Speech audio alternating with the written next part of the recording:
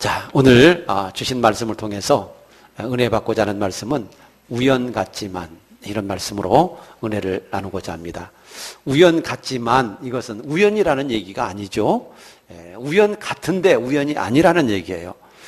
오늘 말씀을 통해서 어떤 하나님의 섭리, 어떤 하나님의 역사가 있는지 우리가 살피면서 하나님 앞에 은혜 받게 되기를 축복합니다. 자, 우리 옆에 분에게 자, 오늘 또 말씀을 통해서 은혜 받읍시다. 이렇게 인사 한번 합시다. 시작. 오늘 또 말씀을 통해서 은혜 받읍시다. 자, 한 번 더 인사합시다. 말씀을 통해서 새 힘을 얻읍시다. 시작. 말씀을 통해서 새 힘을 얻읍시다.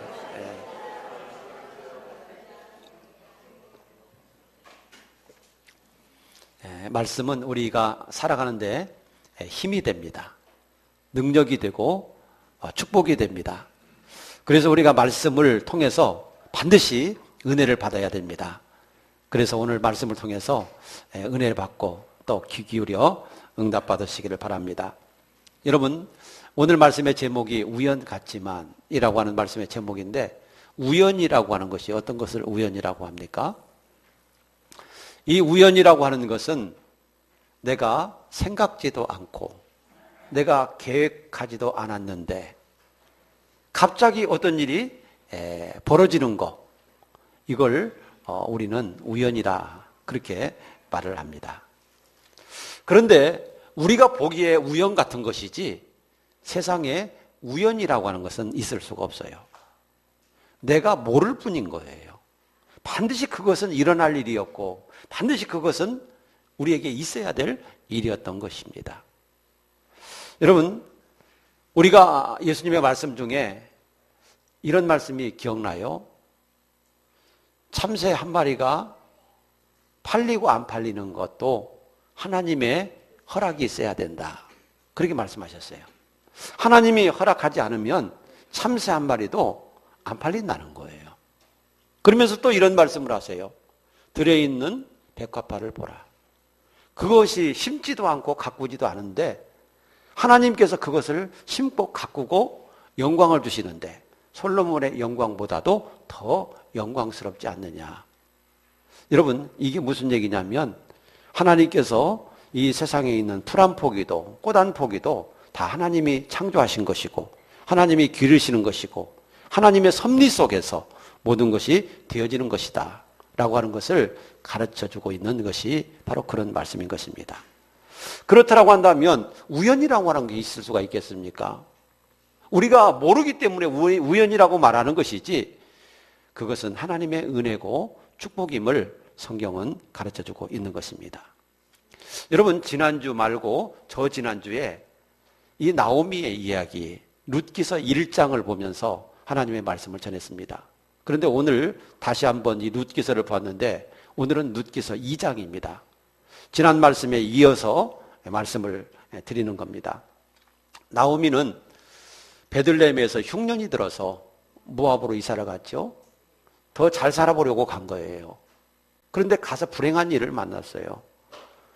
더 잘 살아보려고 갔는데 불행한 일을 만났어요. 그래서 참 10년여 동안 너무 고생을 하면서 모압에서 살다가 다시 돌아오게 됩니다. 다시 돌아오게 되는 계기는 하나님이 베들레헴에 양식을 주셨다라고 하는 소식을 듣게 돼요. 하나님이 베들레헴에 양식을 주시고 은혜를 주셔서 베들레헴이 풍족해졌다라고 하는 그런 이야기를 듣고 베들레헴으로 돌아올 생각을 하는 겁니다. 그래서 홀로 된 두 며느리를 친정으로 돌려보내고 자기 홀로 돌아오려고 마음을 먹고 있었습니다. 그리고 두 며느리를 불러서 이야기를 합니다. 자, 내게 무슨 소망이 있겠느냐? 내가 너희에게 줄 소망이 아무것도 없구나. 내게 자식이 있으면 너희에게 그 자식을 주어서 그 자식과 함께 살게 하겠는데 그것도 없고, 그렇다고 해서 내가 가진 것도 없고 내가 너희에게 줄 소망이 아무것도 없구나. 그러니 너희가 너희 친정으로 돌아가서 새로운 인생을 살도록 해라. 그렇게 얘기를 해요. 그리고 자기 홀로 이제 떨어져서 베들레헴으로 돌아올 생각을 하는 겁니다. 그래서 두 자부에게 돌아가라고 얘기를 합니다. 처음에는 이 두 자부가 안 돌아가겠다고, 어머니와 함께 하겠다고 계속 이야기를 해요. 그래도 끝까지 나오미는 권면을 했어요. 돌아가라. 내게 소망이 없다. 그러니 돌아가라. 너희는 젊지 않느냐. 그러니 인생을 새로 시작하고 새 출발을 해라. 그러면서 돌아가라고 하라니까 며느리 하나는 울면서 어머니 그러면 안녕히 계세요. 그러면서 어머니에게 입 맞추고 오르바라고 하는 며느리는 돌아갔다. 그랬습니다. 그리고 며느리 하나가 남았는데 그 하나 이름이 룻이에요. 그 룻이라고 하는 며느리에게도 또 다시 한번 권면을 했습니다. 자, 네 동서 오르바처럼 너도 돌아가라. 네 친정으로 돌아가라. 그렇게 이 얘기를 거듭거듭 하니까 룻이 어머니에게 이렇게 분명한 자기의 이야기를 말합니다. 어머니, 나를 어머니를 따라오지 말라고 강권하지 마세요. 어머니, 나는 어머니 가시는 곳에 나도 갈 것이고 또 어머니 머무시는 곳에 나도 머물 것이고 어머니의 백성이 내 백성이고 어머니가 믿는 하나님이 내 하나님이에요. 그런데 왜 자꾸만 저를 돌아가라고 하세요? 저는요, 어머니 죽는 곳에서 나도 죽을 거예요. 그러니 저에게 돌아가라고 하지 마세요. 만약에 내가 어머니를 떠나면 하나님이 내게 벌을 내리시고 또 내리시기를 원해요. 그러면서 어머니를 끝까지 어머니와 함께 가겠다고, 어머니를 섬기겠다고 그렇게 어머니에게 자기의 결심을 보여줬어요. 그러자 룻이 결심하는 것을 보고 나오미가 그러면 나와 함께 가자.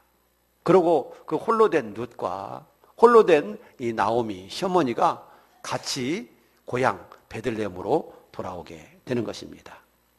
여러분, 만일 나오미가 끝까지 룻을 쫓아보내서 끝까지 친정으로 돌아갔다고 했다면, 만약에 그리고 룻이 친정으로 돌아가 버렸더라면 그의 신앙은 어떻게 되었을까요? 룻기서 1장 15절 말씀에 보면 이런 말씀이 있어요. 나오미가 또 이르되 보라, 내 동서는 그의 백성과 그의 신들에게로 돌아가나니 너도 너의 동서를 따라 돌아가라. 여러분, 룻기서 1장 15절에 보면 네 동서는, 앞에 갔던 오르바를 얘기하는 거죠. 네 동서는 그의 백성과 그의 신들에게로 돌아갔나니, 그의 백성과 그의 신들에게라고 하는 말에 우리는 주목을 해야 됩니다. 원래 이 오르바는 예수를 안 믿는 사람이었을 거예요. 왜냐하면 모압 여자이기 때문에 그렇습니다. 그런데 예수 믿는 가정으로 시집으로 왔어요. 여러분, 엘리멜렉이라고 하는 말은 여호와가 나의 왕이시다는 뜻이라고 했잖아요. 여러분, 그런 믿음의 가정으로 시집으로 왔어요. 물론 엘리멜렉이 하나님을 떠나서 이방으로 이사를 가기는 했지만 그래도 그 마음속에 믿음이 있다고 나는 봐요. 여러분, 그런데 그런 가정으로 시집으로 왔어요. 시집으로 오게 되면 그 집안의 법도를 따라야 되고 그 집안의 신앙을 가져야 되는 것이 결혼한 여자의 삶이었고 그 당시의 책임이었던 거예요. 그러니까 이 오르바도 결혼해서 이 나오미의 가정에서 살 때는 아마 신앙생활을 했을 것이라고 저는 믿습니다. 자, 그런데 남편이 죽고 나서 자기의 친정으로 돌아갈 때는 그 신앙생활을 했겠어요? 그래서 이 룻기서 1장 15절에 보니까 그의 백성과 그의 신들에게 돌아갔다. 그의 신들에게 돌아갔다. 여러분, 이렇게 기록하고 있어요. 여러분, 예수를 안 믿고 옛 신앙, 자기가 옛날에 믿었던 그 신앙생활로 돌아갔다, 그 말입니다. 여러분, 나오미가 잘못한 게 이겁니다. 힘들어도 나와 함께 가자 하고 적극적으로 끌어들였어야 될 거예요. 그래서 그 며느리가 끝까지 구원받게 하고 끝까지 하나님을 믿게 하는 그런 마음이 있어야 되는데 나오미는 인간적으로만 생각한 거예요. 인간적으로만 생각하고 돌아가라고 한 거죠. 여러분, 돌아가고 나니까 어떻게 됐어요? 오르바는 영원히 구원받지 못하고 영원히 지옥불에 들어가는 멸망에 빠지게 되는 거잖아요. 끝까지 나와 함께 가자. 그러면 하나님께서 어떤 길을 열어주실지 어떻게 알아요? 여러분, 인간적으로 생각하지 말고 항상 우리는 영적인 면을 생각해야 될 줄로 믿으시기 바랍니다. 그의 영혼이 잘되게 만들어주는 것, 이게 진짜 그 사람을 사랑하는 것임을 알아야 될 줄로 믿습니다.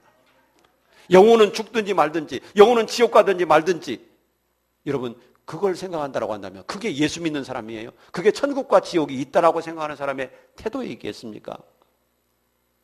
이 나오미가 잘못한 것이 바로 이거예요. 그러면서 누데게도 돌아가라고 하는 것이죠. 너도 돌아가라는 거예요. 이것을 보면 나오미의 신앙이 아주 밑바닥까지 떨어져 있는 것을 보게 돼요. 그런데 룻은 아닙니다. 나는 어머니와 함께 가겠습니다. 끝까지 어머니와 함께 가겠다고 그래요. 왜 그렇게 함께 가겠다고 했을까요? 무슨 소망이 있다고 함께 가겠다고 했을까요?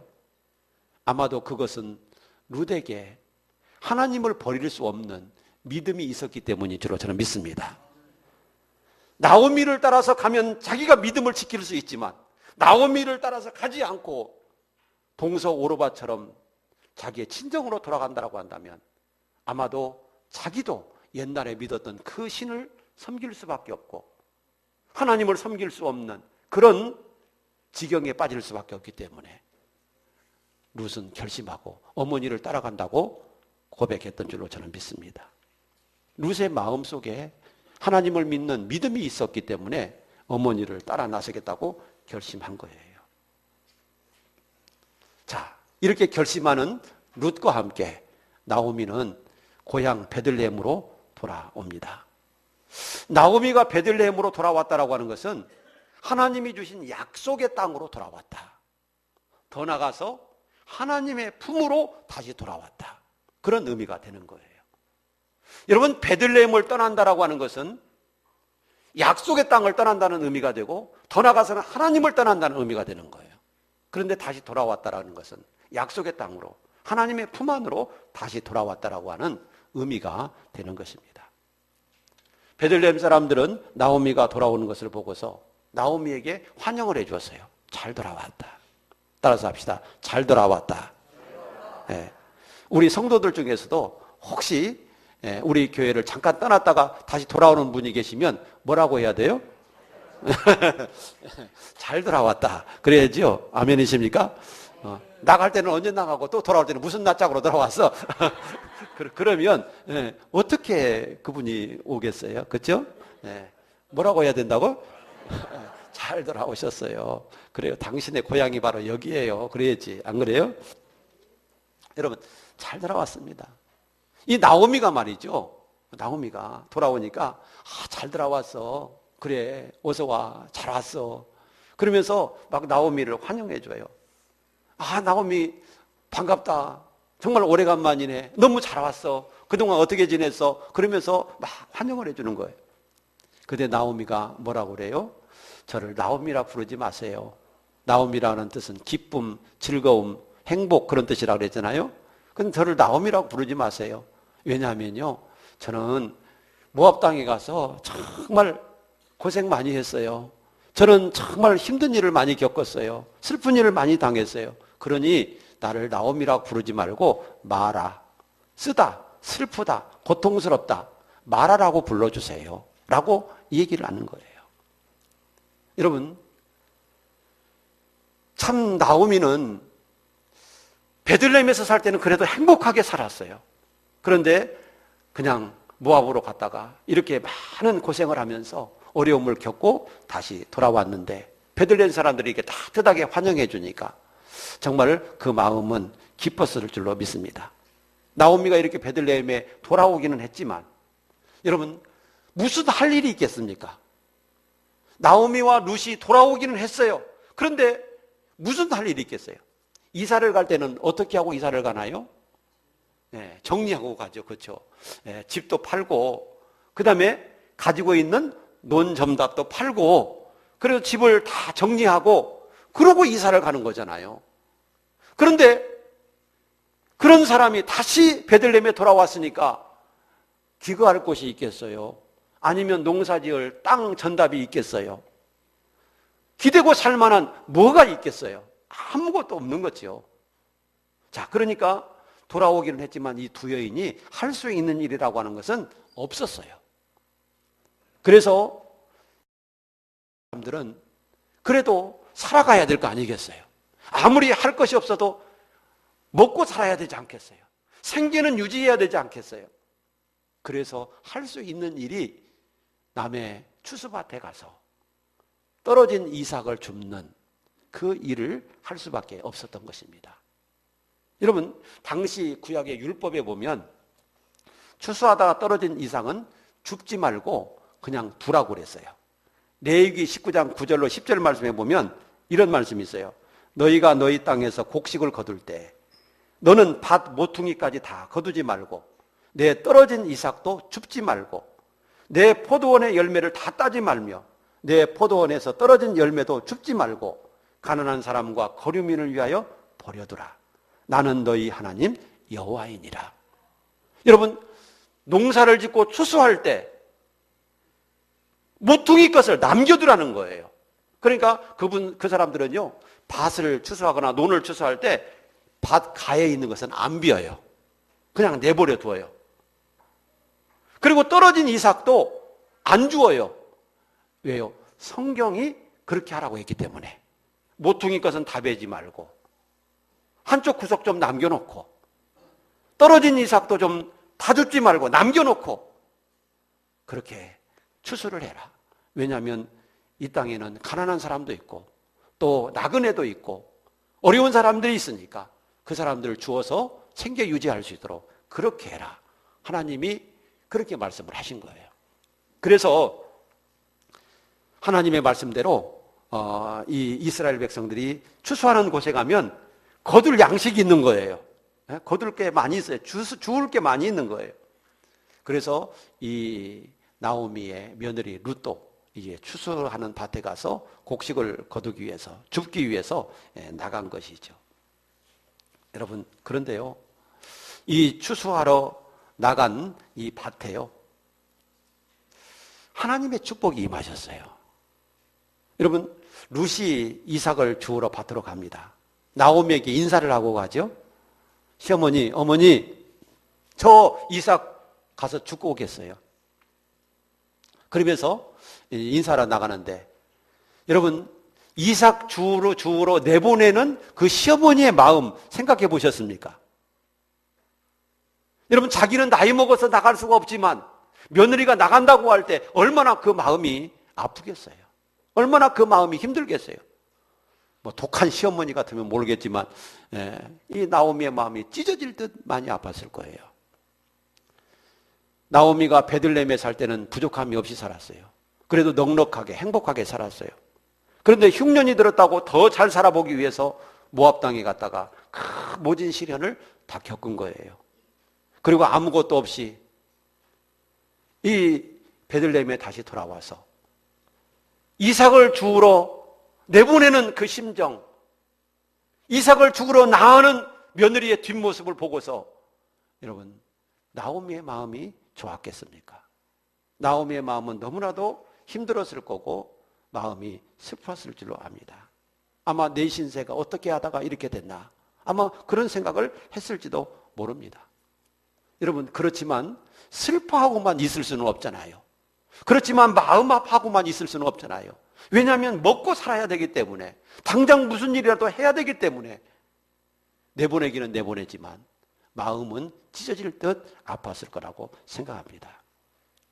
나오미는 베들레헴 사람들에게 자기가 이런 일을 겪게 된 것은 하나님이 나를 징벌하셨고 전능자가 나를 치셨기 때문에 내가 이렇게 됐습니다 라고 고백했지만 하나님은 여전히 그녀를 사랑하고 있었습니다. 하나님은 여전히 그녀와 함께 계셨습니다. 나오미와 룻을 위해서 하나님은 놀라운 반전을 준비하고 계셨습니다. 하나님께 다시 돌아온 나오미를 위해서, 하나님의 약속의 땅에 다시 돌아온 나오미의 가정을 위해서 하나님이 준비하신 놀라운 반전, 그게 뭘까요? 그게 뭘까요? 자, 오늘 본문 말씀 3절에 보니까 이렇게 기록하고 있어요. 우리 3절을 같이 한번 읽어보도록 하겠습니다. 같이 읽습니다. 시작. 룻이 가서 베는 자를 따라 밭에서 이삭을 줍는데 우연히 엘리멜렉의 친족 보아스에게 속한 밭에 이르렀더라. 자, 룻이 가서 이삭을 줍는데 자, 우연히 누구의 밭으로 갔어요? 예, 보아스의 밭으로 갔죠. 예, 보아스의 밭으로 갔어요. 자, 그런데요, 보아스가 누구예요? 예, 엘리멜렉의 친족. 엘리멜렉이 누구예요? 예, 룻의 시아버지, 나오미의 남편인 거죠. 자, 나오미의 남편 엘리멜렉, 룻의 시아버지 엘리멜렉, 그분의 친족이 누구라고? 보아스였다. 여러분, 어떻게 이렇게 갈 수가 있을까? 룻 앞에는요, 넓은 땅이 있어요. 룻 앞에는요, 추수하는 곳이 많이 있어요. 그런데 여기도 갈 수가 있고 저기도 갈 수가 있는 거죠. 그런데 오늘 말씀에 보니까 하필이면 누구의 밭으로 가요? 보아스의 밭으로 갔다는 거죠. 여러분, 이것이요, 하나님의 인도하심이고요, 나오미와 룻을 위한 하나님의 반전을 여기서 말하고 있는 거예요. 그런데요, 오늘 말씀에 보면 이것을 우연이라고 말하고 있어요. 룻이 보아스의 밭에 간 거, 이게 우연이었다는 거예요. 우연히 갔다는 거예요. 그 우연이라고 생각할 수밖에 없죠. 왜냐하면 룻이 계획한 것도 아니잖아요. 룻이 알고 간 것도 아니에요. 아, 저게 보아스의 밭이래. 그런데 보아스는 우리 시아버지의 친족이래. 아, 그러니까 가면 잘해주겠지. 그러면서 알고 계획적으로 간 게 아니거든요. 전혀 모르고 아무것도 모르고 그냥 발길이 움직이는 대로 가다 보니까 그 길로 간 거예요. 그러니까 룻의 입장에서 보면 그게 우연인 거죠. 그게 우연인 거예요. 그런데 하나님의 입장에서 보면 그게 우연이 아니라는 거예요. 왜냐하면 하나님께서 룻의 마음을 그쪽으로 가도록 인도해 주신 거예요. 그쪽으로 가도록 하나님께서 역사하시고 그 발걸음을 인도하신 거란 말이에요. 뭔가를 하나님이 이루기 위해서, 뭔가 하나님이 계획하신 것을 그들에게 주시기 위해서 하나님이 발걸음을 거기로 인도하셨다라고 하는 사실입니다. 여러분, 내가 하는 것 같지만 내 마음을 인도하시는 분이 하나님이신 것을 믿으시길 바랍니다. 네? 내가 하는 것 같지만 하나님이 역사하시는 거예요. 여러분들이 우리 사랑하는 동신교회 나와서 지금 예배드립니다. 여러분들이 나온 것 같지만 여러분들의 마음을 하나님이 이쪽으로 나오시도록 움직이셨다는 사실을 믿으시기 바랍니다. 우리 동신교회 나와서 예배드리고 우리 동신교회 성도로서 섬기라고 하나님이 인도하시고 은혜를 주셨다는 사실을 기억해야 될 줄로 믿습니다. 이 하나님의 섭리, 하나님의 이 역사, 이런 것들을 여러분 알아야 됩니다. 룻의 입장에서 보면 우연이에요. 그냥 자기가 왔어요. 그런데 그게 우연이 아니라 하나님의 섭리였고 하나님의 인도하심이었다는 사실입니다. 왜 하나님이 그렇게 하셨을까요? 그 이유는요, 그 다음 절을 보면 알아요. 4절. 우리가 읽지는 않았지만, 자, 4절을 한번 우리 같이 읽어보도록 합시다. 성경 찾았지요? 자, 같이 봅니다. 시작. 마침 보아스가 베들레헴에서부터 와서 베는 자들에게 이르되 여호와께서 너희와 함께 하시기를 원하노라니, 그들이 대답하되 여호와께서 당신에게 복 주시기를 원하나이다 하니라. 자, 여기서 또 하나의 반전이 일어나는데요. 그것은 룻이 보아스를 만나게 된다는 얘기예요. 룻이 보아스를 만나게 되는 사건이 벌어지게 되는 거죠. 그런데 오늘 말씀 이 4절 초두에 보면요, 마침 보아스가 그랬어요. 마침 보아스가. 여러분, 이게 무슨 의미예요? 마침 보아스가. 여기서 마침 보아스가, 이 말은요, 보아스가 이 추수밭에 안 와도 될 입장인데 때마침 왔다는 얘기예요. 룻이 와 있는 그 순간에 때마침 왔다는 얘기예요. 우리나라는요, 추수할 때가 되면 추수하는 그 밭의 주인이 하루 종일 그 밭에서 일하고 그 다음 날도 일하고 추수 끝날 때까지 계속 일하는 거예요. 그런데 이 유대 나라는요, 주인은 처음에 추수 시작할 때 오고 어떻게 그 추수를 해라 지시하고 종들이 다 해요. 중간에는. 그리고 추수가 다 끝나면 타작하기 위해서 주인이 오는 거예요. 그런데 오늘 말씀 속에서 보니까 지금 추수하고 있는 중간인데 누가 왔어요? 보아스가 온 거예요. 그리고 룻과 만나게 되는 것이죠. 오지 않아도 되는 그런 그 분위기인데 온 거예요. 오지 않아도 되는 환경인데 이 보아스가 왔던 거지요. 그래서 룻을 만나게 되는 거예요. 여러분, 룻이 이 밭으로 오지 않았더라면 보아스가 아무리 왔어도 만날 수가 없었을 거예요. 아무리 룻이 또 왔더라도 보아스가 안 오면 보아스와 룻은 만날 수가 없었을 거예요. 여러분, 그런데 룻의 마음을 하나님이 그쪽으로 가도록 인도하셨고 보아스의 마음을 하나님이 그쪽으로 오도록 이끌어 주셨던 거죠. 이게 하나님의 섭리라는 사실입니다. 이게 하나님의 인도라고 하는 사실입니다. 사람 보기에는 이것이 우연 같지만 하나님의 섭리와 하나님의 역사가 있었다라고 하는 사실이에요. 왜 하나님이 이런 일을 하실까요? 그 이유는요, 나오미의 가정을 위해서, 룻을 위해서 하나님이 놀라운 은혜와 축복과 반전을 준비하고 계셨다는 사실을 기억하시기 바랍니다. 그러면 이 나오미나 룻이 보아스를 만나는 것이 왜 그렇게 축복인가? 왜 그렇게 행운이고 좋은 일인가? 우리가 그 이유를 알아야 돼요. 자, 그 이유는요, 기업 물을 수 있는 유력한 사람이기 때문에 그래요. 자, 우리가 룻기서 2장 20절 말씀에 보면 그 이야기가 나와요. 한번 또 같이 읽어보도록 하겠습니다. 2장 20절 시작. 나오미가 자기 며느리에게 이르되 그가 여호와께로부터 복받기를 원하노라. 그가 살아있는 자와 죽은 자에게 은혜 베푸기를 그치지 아니하는도다 하고 나오미가 또 그에게 이르되 그 사람은 우리와 가까우니 우리 기업을 물을 자 중에 하나이니라 하니라. 자, 나오미가 추수밭에 갔어요. 그리고 보아스도 추수밭에 왔어요. 자, 보아스가 나오미에게 종들에게 물었어요. 저 여인은 누구냐 하고 물으니까 종들이 저 여자는 나오미의 자부인데 저 모압에서 온 여자입니다. 그런데 아침부터 와가지고 저렇게 열심히 하루 종일 쉬지도 않고 열심히 아주 저렇게 일을 합니다. 그렇게 얘기를 하니까 그 보아스가 하는 말이 그래? 참 듣던 소문처럼 훌륭하구나. 그러면서 너희들이 이삭을 다 거두지 말고 그냥 대충 거두고 막 버려. 그래가지고 막 버려가지고 저 여인으로 많이 죽게끔 너희가 막 그렇게 해. 주인이 어떤 그런 주인이 있어요, 세상에? 추수를 잘하라고 하지. 그냥 떨어지는 것은 그냥 버리고 죽지 말고, 그리고 막 그렇게 하라는 얘기예요.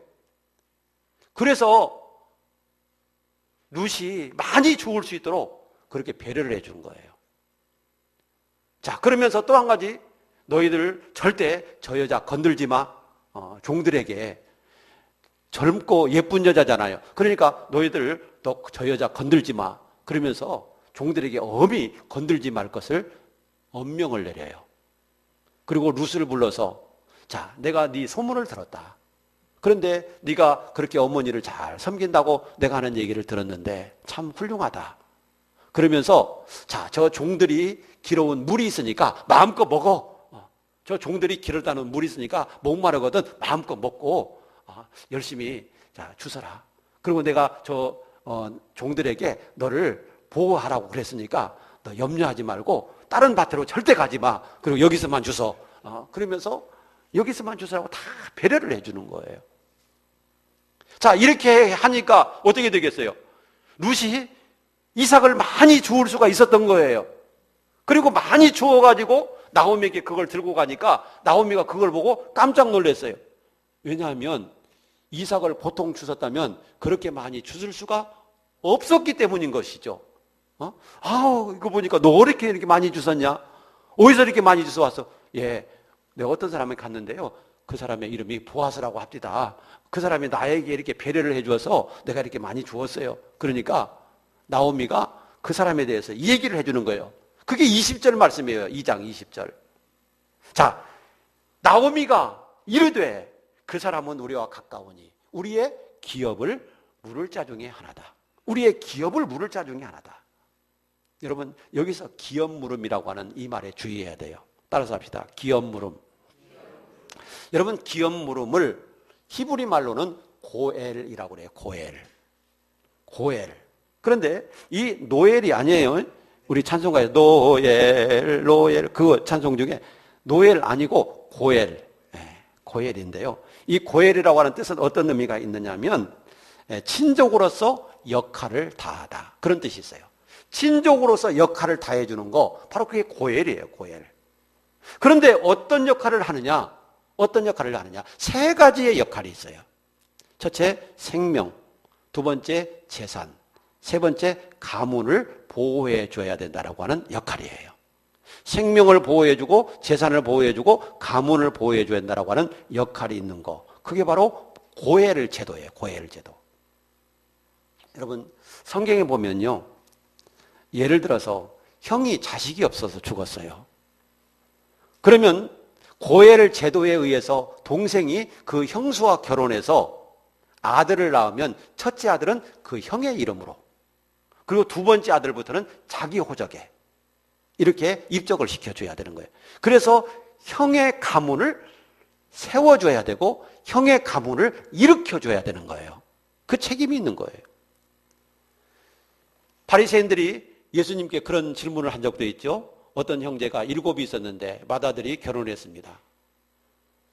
그런데 후손이 없이 그 맏아들이 죽었습니다. 그래서 그 둘째도 셋째도 막내 7째까지 다 그 형수를 취했는데 전부 다 자식이 없어서 다 죽었습니다. 참 불행하죠. 그런데 마지막 때가 되면 그 여인이 누구의 아들이 되겠습니까? 하고 질문을 한 적이 있어요. 그건 예수님을 시험하려고 질문한 거죠. 그런데 이 고엘 제도의 근거한 질문인 거예요, 그게. 여러분, 또 하나 사건이 있어요. 유다의 며느리 다말이라고 하는 여자가 있었어요. 그런데 다말의 큰아들이 엘이라고 하는, 다말의 큰아들이 남편이 엘이라고 하는 남편을 두었어요. 엘. 그런데 그 엘이 자식이 없어 죽었어요. 그러자 그 동생을 형수와 결혼을 시켜가지고 자식을 낳게 했어요. 그런데 그 둘째가 들어가가지고 잠자리를 하면서 형의 이름으로 자식을 낳기가 싫으니까 땅에다가 설정을 했다. 그렇게 성경 기록하고 있어요. 그래서 하나님이 그 행위가 악해서 그 아들을 죽여버리시죠. 자, 그러고 나서 막내 하나가 있었어요. 셀라라고 하는 막내 하나가 있었는데 그 막내가 이제 장성을 했어요. 그러면 그 고엘 제도에 의해서 그 막내를 다말과 결혼을 시켜줘야 되는데 또 죽을까 봐서 유다가 그걸 안 하는 거예요. 그러니까 이 다말이 어떻게 하면 우리 남편의 대를 이을 수 있을까 고민을 하다가 창기로 변신을 해요. 그리고 자기 시아버지를 유혹해서 시아버지로 말미암아 아기를 낳죠. 여러분, 이게 바로 뭐냐면 고엘 제도에 의한 거예요. 고엘 제도. 친족은 그 친족의 생명과 재산과 가문을 있게 해줘야 되는 그런 제도가 있는 거예요. 이런 제도를 가리켜서 무슨 제도라고 하느냐면 기업 물음이라고 하는 거고, 히브리 말로는 고엘이라고 하는 거예요. 자, 기업 물음에 대해서는 이렇게 생명과 가문을 있게 하는 이 제도 말고 또 하나 그 재산을 보호해 줘야 되는 그런 의무도 있는 거예요. 여러분, 이스라엘에는요 독특한 토지법이 있어요. 우리나라는 예를 들어서 토지를 사거나 집을 사거나 할 때 내가 팔지 않는 이상 영원히 그분의 소유죠. 소유권이 그분에게 있어요. 자, 그런데 이스라엘은 안 그래요. 이스라엘은 하나님께서 약속의 땅을 분배해 주었는데 그 분배한 약속의 땅이 영원토록 그 지파, 그 사람 소속이에요. 영원토록. 아무리 팔아먹어도 소용없어요. 다시 돌아와요. 몇 년만 지나면 돌아오냐면 50년만 지나면 돌아와요. 이게 바로 희년이라고 하는 제도예요. 희년제도. 그래서 내가 예를 들어서 희년이 되려면 40년이 남았다고 가정해봐요. 희년이 돌아오려면 40년이 남았어요. 근데 내가 어려워서 팔았어요. 땅을 팔았어요. 그러면 40년 후에는 내가 지금 팔았지만 40년 후에는 그 땅이 다시 내게로 돌아오는 거예요. 그런 제도가. 자, 희년이 되려면 10년 남았어요. 그래서 내가 어려워서 팔았어요. 그러면 10년 후에는 반드시 그 땅이 다시 내게로 돌아오는 거예요. 히브리의 토지 제도는 바로 이런 제도예요. 그러니까 우리나라로 말하면 장기 임대하는 거나 비슷한 거죠. 매매하는 것이 장기 임대, 50년 임대, 혹은 뭐 10년 임대, 5년 임대, 뭐 그런 거나 비슷한 거예요. 그래서 다시 돌아오게 되는 거예요. 그런데 그 전에 물고 싶어요. 희년이 돌아오기 전에 물고 싶어요. 그럼 어떻게 해야 되느냐? 바로 친족 중에서 자, 그 땅값을 물어주고 찾아오면 되는 거예요. 땅값을 물어주고 찾아올 수가 있어요. 그런데 그것을 찾아올 수 있는 사람이 누구냐면 친족 중에서만 되는 거예요. 자, 그러면 이 엘리멜렉의 기업, 엘리멜렉의 땅을 찾아줄 수 있는 사람이 누구냐면 바로 이 보아스인 거예요. 그러니까 이 나오미나 룻에게 있어서 이 보아스라고 하는 사람은 너무나도 중요한 구세주와 같은 사람인 거예요. 그런데 하나님께서 룻을 통해서 보아스를 만나게 해주시는 것이죠. 여러분, 이게요, 그냥 우연이 됐다고요? 이런 일이 그냥 우연이 된 일이라고요? 아니에요. 하나님의 놀라운 섭리, 하나님의 놀라운 축복이 있었기 때문인 것을 믿으시기 바랍니다. 여러분, 이런 의미에서 볼 때요, 예수님은 우리의 기업 물어주시는 분이세요. 우리는요, 원래 하나님의 의해서 지음받은 인간이었어요. 그런데 인간이 죄를 짓고 하나님을 배반하고 나가버렸어요. 하나님을 떠났어요. 죄 중에 빠졌어요. 영원히 지옥 가야 돼요.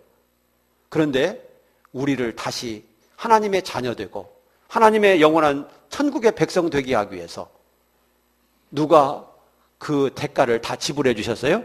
예수님이. 예수님이 다 그 대가를 지불해 주신 거예요. 그리고 우리를 다시 하나님의 자녀 되게 하셨고 천국 백성 되게 해주신 거예요. 기업 물어주신 거예요. 아멘이십니까? 예수님이 우리의 기업을 물어주신 거예요. 그리고 하나님의 자녀 되게 해주신 거예요. 이 은혜를 우리는 잊어버리면 안 되는 거예요. 이 은혜를. 자, 룻이 보아스의 밭에 가게 되었는데 때마침 보아스도 그 추수하는 밭에 나오게 돼서 보아스와 룻이 만나게 되는 거예요. 이것이 우연인 것 같지만 우연이 아니라 하나님의 역사하고 하나님의 인도하심이었다는 사실입니다. 여러분, 우리 동신교회 성도님들도 하나님께서 여기까지 인도해 주신 것은 하나님의 섭리요, 하나님의 분명한 인도라는 사실을 확신하시기를 주의 이름으로 축복합니다. 룻은요, 하나님으로부터 만남의 복을 받은 거예요. 이 만남이 있기 전에 룻은 보아스와 만남이 있었기 때문에 이 보아스와 룻은 결혼을 하게 되고 거의 망했던 엘리멜렉의 가문이 다시 회복하는 일이 벌어지게 되는 것입니다. 그리고 그의 증손자로 다윗이 태어나고, 자, 그 다윗의 후손을 통해서 예수님이 태어나게 되시는 것입니다. 여러분, 이런 하나님의 놀라운 계획이 있는데 그냥 이게 우연이 된 것이겠습니까? 우연 같지만 하나님의 섭리였고 하나님의 인도하심이었고 축복하심이었다는 사실을 믿으시기를 바랍니다.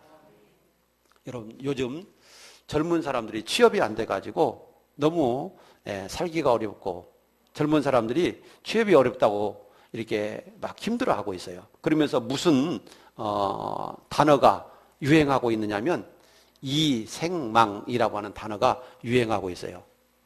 이생망. 그런데 이생망이라고 하는 단어가 어떤 말이냐면 약자인데, 줄임말인데 이번 생에는 완전히 망했어. 그래가지고 이생망이래. 이번 생에는 완전히 망해. 뭐 다음 생에도 없죠. 그렇지만 아무튼 이번 생에는 완전히 망했다. 나 그런 말로 이생망이라는 단어를 쓴다고 그래요. 그러면서 젊은이들이 시리에 빠지고 낭망에 빠지고 그러고 있는데, 여러분, 아무리 어려워도 아무리 힘들어도 우리가 낙심하지 말기를 축복합니다. 왜냐하면 하나님은 살아계시고 우리가 하나님 앞에 돌아오고 하나님을 의지하면 반드시 하나님께서 우리의 길을 예비하시고 우리의 길을 준비해 주시는 하나님이시기 때문인 것입니다. 룻이 하나님 앞에 돌아왔을 때, 나오미가 다시 하나님 앞에 돌아왔을 때 하나님은 그들을 위해서 놀라운 반전을 준비하고 계셨던 거예요. 여러분, 늘 항상 하나님 품 안에서, 예수 안에서, 믿음 안에서 인생을 살아가시기를 바랍니다. 여러분들을 위해서 하나님은 놀라운 은혜를 준비하고 계십니다. 이런 하나님의 축복을 분명히 체험하는 은혜가 있기를 축복합니다. 기도하겠습니다.